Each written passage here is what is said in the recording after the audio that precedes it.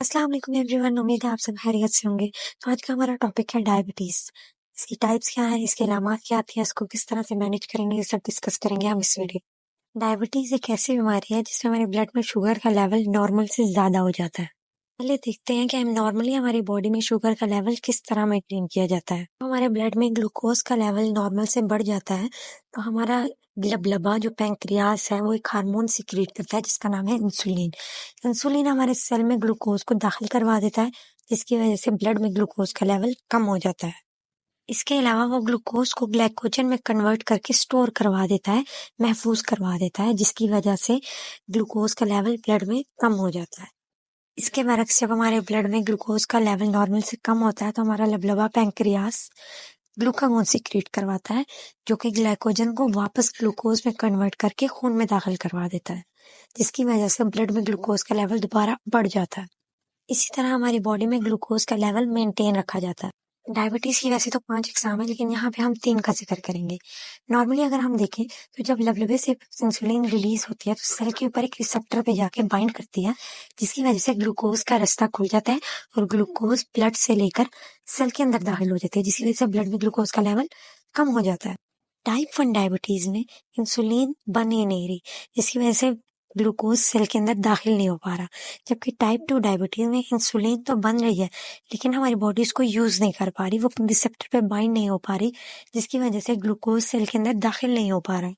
तीसरी टाइप है gestational diabetes, जिसमें प्रेग्नेंट खवातीन के ब्लड में ग्लूकोज का लेवल नॉर्मल से ज्यादा हो जाता है।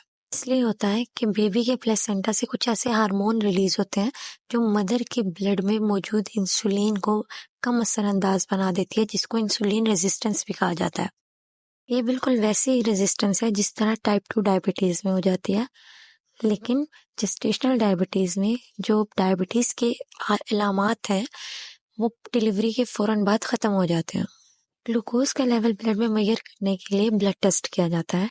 ब्लड शुगर की नॉर्मल मिकदार फास्टिंग में 70 से 100 के दरमियान होनी चाहिए और खाने के 2 घंटे बाद 140 से कम।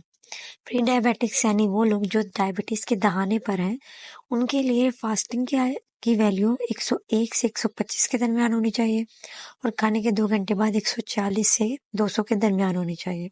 ये डायबिटिक्स में फास्टिंग में 126 से ज्यादा और खाने के 2 घंटे बाद 200 से ज्यादा हो जाती है।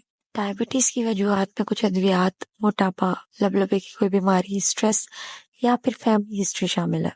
इसके अलावा में ज्यादा पेशाब आना, ज्यादा प्यास लगना, ज्यादा भूख लगना, वेट लॉस होना, धुंधला नजर आना और बहुत थकावट महसूस होना, ये सब शामिल है। डायबिटीज को मैनेज करने के लिए जरूरी है कि बाकायदगी से एक्सरसाइज करें और अपना ग्लूकोज का लेवल मेजर करते रहें, हेल्दी खाना खाएं, अपनी दवाई टाइम पर लें, चिल करें, टेंशन ना लें और हाथ पाँव का ख्याल रखें। Thank you so much for watching. Video पसंद आई हो तो लाइक, शेयर और सब्सक्राइब जरूर कीजिएगा। अपना और अपने घर वालों का बहुत ख्याल रखिएगा। अल्लाह हाफिज।